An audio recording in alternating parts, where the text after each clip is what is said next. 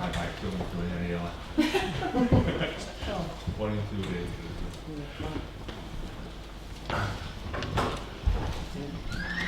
Don't panic, it's a code red.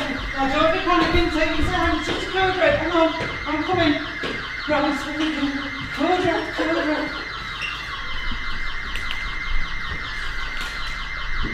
Hello, my name is Helen McGarvie.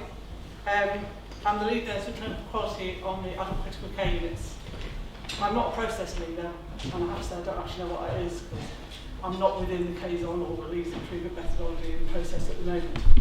I've been asked to come and talk today about Code Red, and this is something we've developed within adult critical care to improve how we respond to an incident.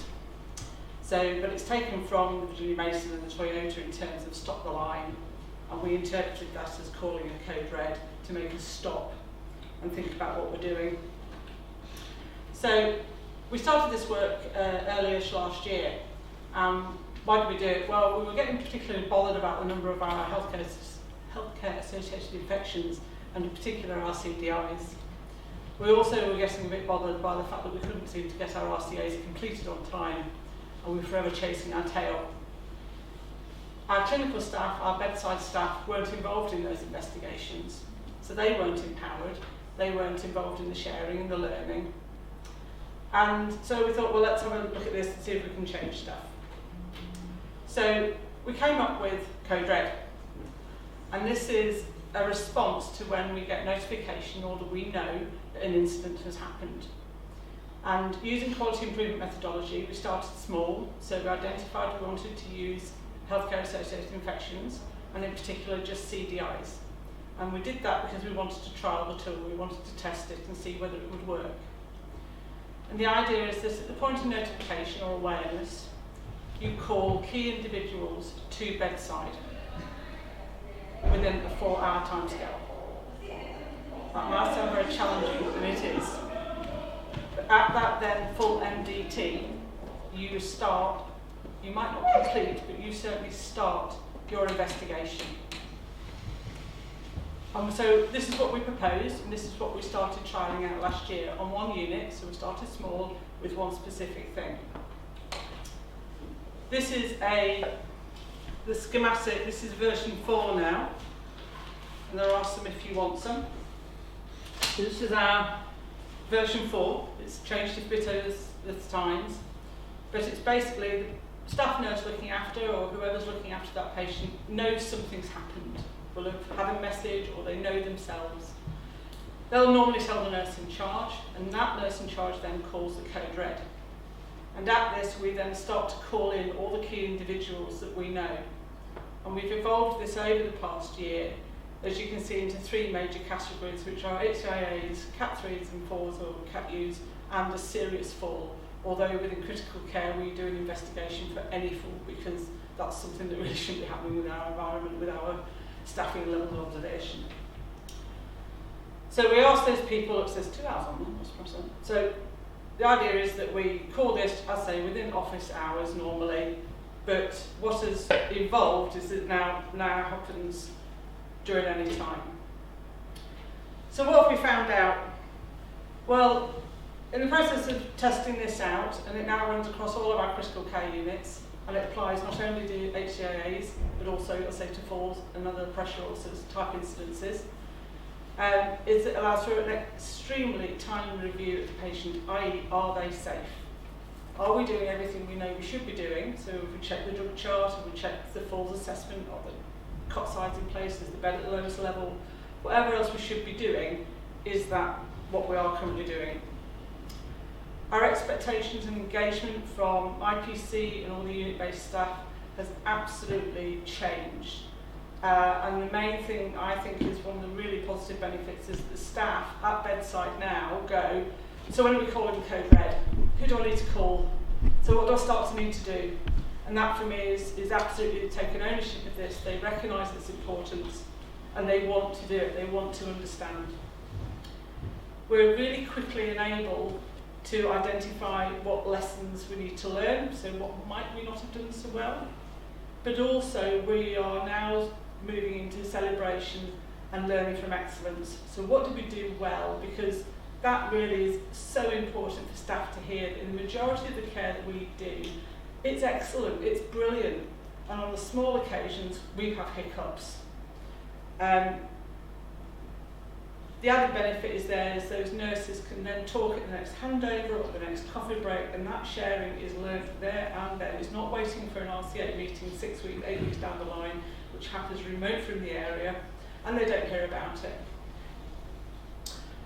And it means also they're involved in these investigation processes, so they are encouraged to ask why, and why, and why, and why, and why, and why, or what else. So the sense of feedback has been absolutely positive. I was hesitant at first when we started doing this. I took a step back about 4 or 5 months ago, and this is now owned by the intensive care units. So they call their code reds. I now come in as a support as opposed to leading it, which I've previously done when we started out the project. So again, it's passing this down, empowering other people to share this on. There's a sense that something important is going on, that something has happened, and we need to have a sense of that. Our RCAs are submitted on time, and that immediate changing learning has actually started to change behaviours in terms of challenging people to wash their hands, or making sure we've got the severity scoring known about and recorded. Or where we put our terminal cleaning forms, that was a big problem that we found. We just didn't know whether the bed space was clean when a patient was going into it, which can be problematic. It is challenging to achieve all the people that we want to be there actually within that time frame. And even within critical care, we're very lucky. We have a lot of our staff there all the time. But to get IPC there, to get facilities there, is really very challenging. So what we're morphing into now is that we will still hold that initial code red, but then we will book an RCA meeting for the 5 days to make sure that everybody is still having that consultation and collaborative investigation approach. So we seek additional advice and support as we need it. So next step, as I say, it's still evolving. We're on to iteration number 4 now. I'm sure it'll tweak over further time. And then the next stage is to use what's called a code amber. And this again is a more localised response for things like non-serious falls or category 2 pressure ulcers or a medication incident where the staff already do investigations, but again it might not be the next day, it might be 2 days later, and people forget and move along. And that's it. Thank you very much.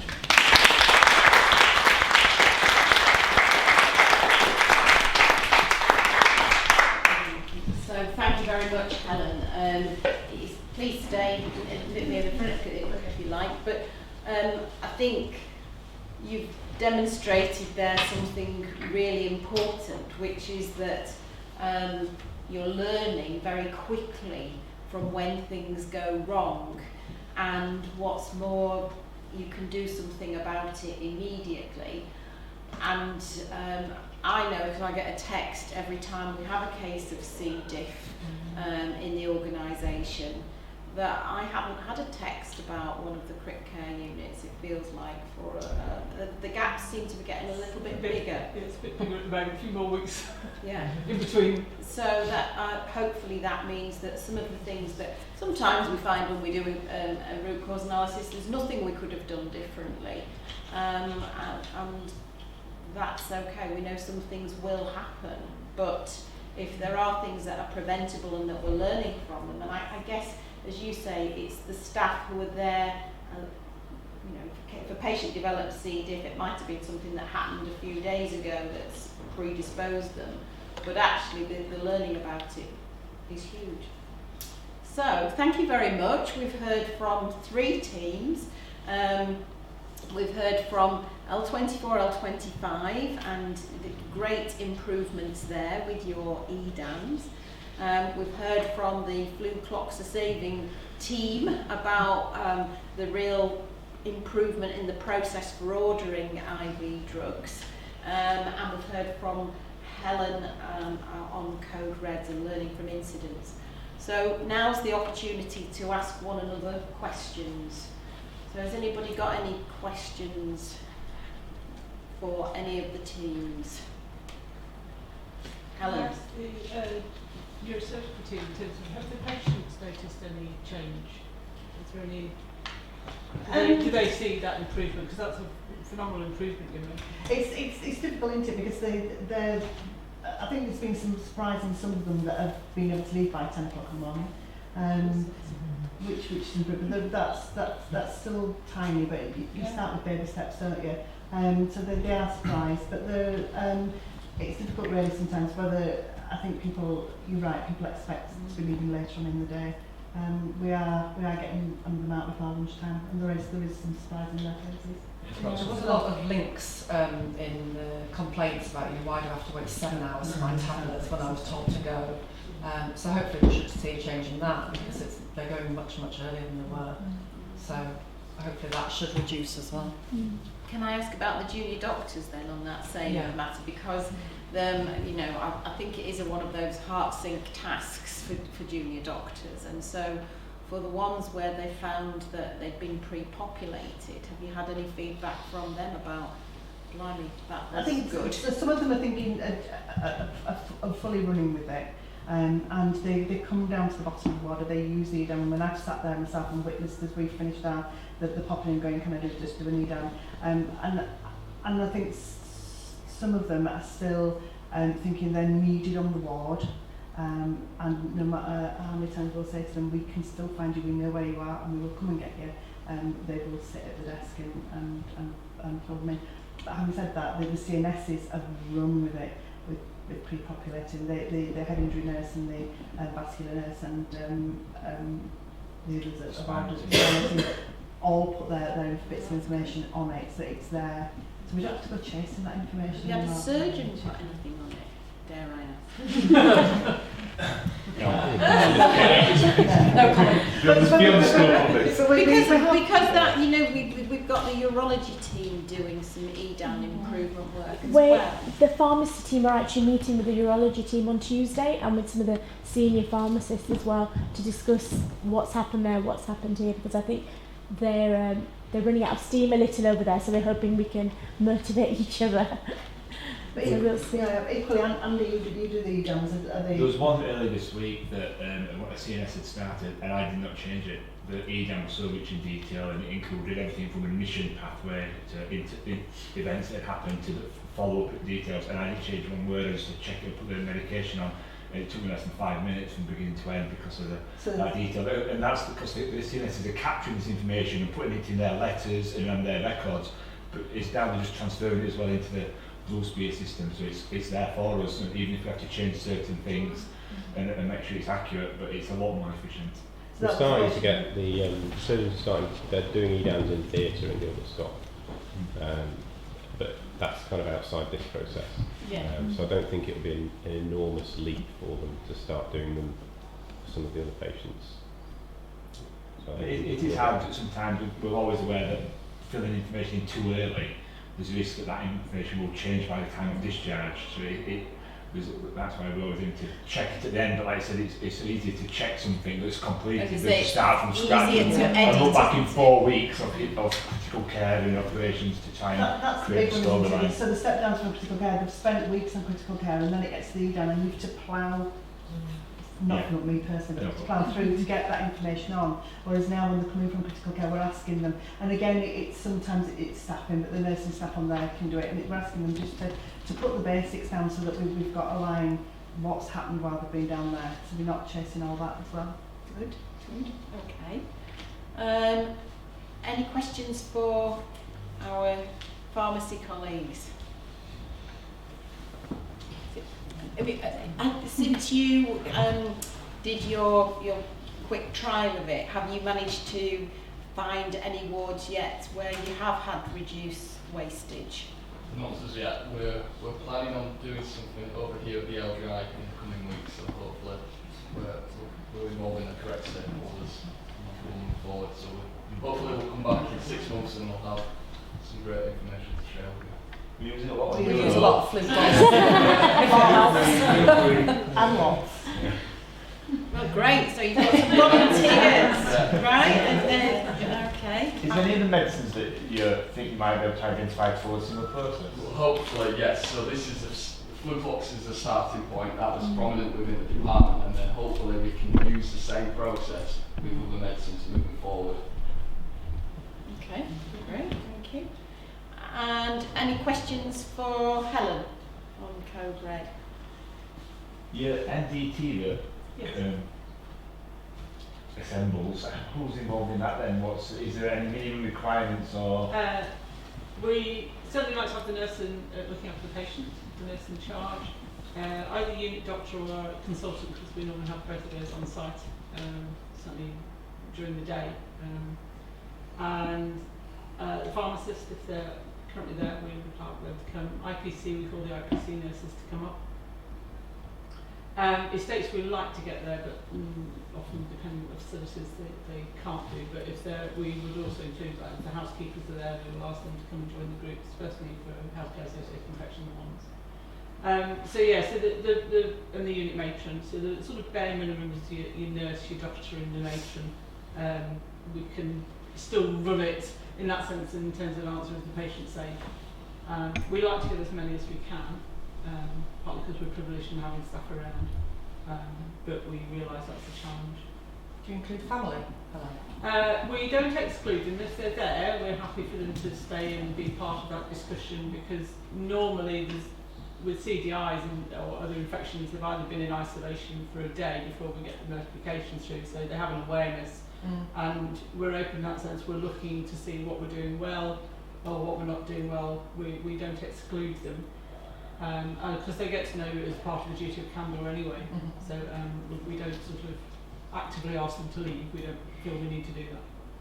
So we spoke to you at the nursing conference, and you say Lana's looking at maybe something, because we'd be quite keen, but it's a big time commitment on the wall. But you said the same. We'd like to try to do that as well. Taking this forward, I say we were sharing this at the nursing conference on Wednesday. I'm also over in Manchester next month at the safety conference there, doing a poster presentation for that.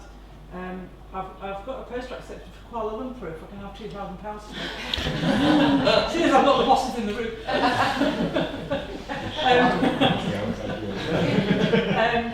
But as you say, what sort of... You need to show some improvements before we come off. No, I can find them easily. I can find some measures, no problem. But it's now feeding into work that Lorna Johnson, who's the head of nursing in the corporate side, in terms of she's been tasked to review how we do investigations, so it's feeding into that style and how we can adapt this for more or less any environment, but recognising that you obviously won't get this massive MDT that we can often pull together. But the essence is that stop and look, and is the patient safe? That is an applicable approach that you can probably apply to any environment, whether that's estates, facilities, expression. Yeah.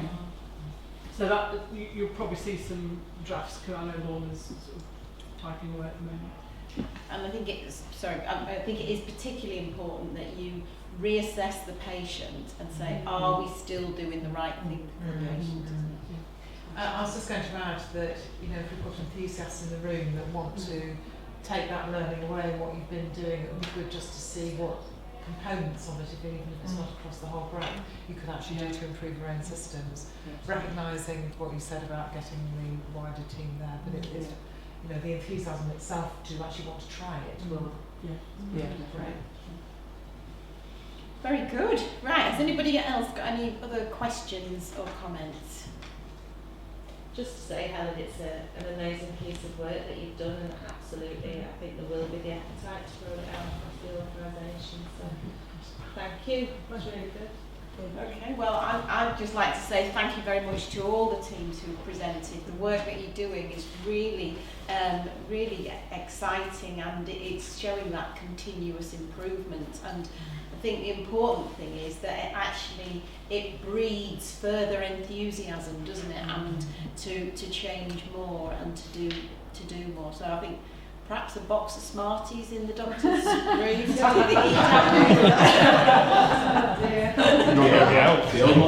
Sorry, I meant tangerines. Make sure that's sweets, I think is what I meant. Yeah. Right, well thank you very much everybody. I believe we've got report out again next week, is that correct, Helen? Yeah, and then we'll get on the 30th. So report out next week is at St James's in Bexley Wing, Level 7. and we'll be hearing from from urology about how they're doing with their EDANs, and also they will have had an RPIW where they're looking at patients who go home with a urinary catheter in, and our process for having them a trial without catheter. I don't know if there's any other advertising for any other report outs. We might have another improvement reporting out, so somebody's just asked about that today, so yeah. Right. So yeah, and any other projects that you're aware of that people could report out on, please let us know, because we are trying to build these into not just the ones that are being supported by the KPO. Okay. Thank you very much. We're back to a 12:30 start next week. So 12:30. just a strange one today. It's 12:30, level 7 Bexley next week. Thanks, Jimmy. Right, thank you very much, everybody.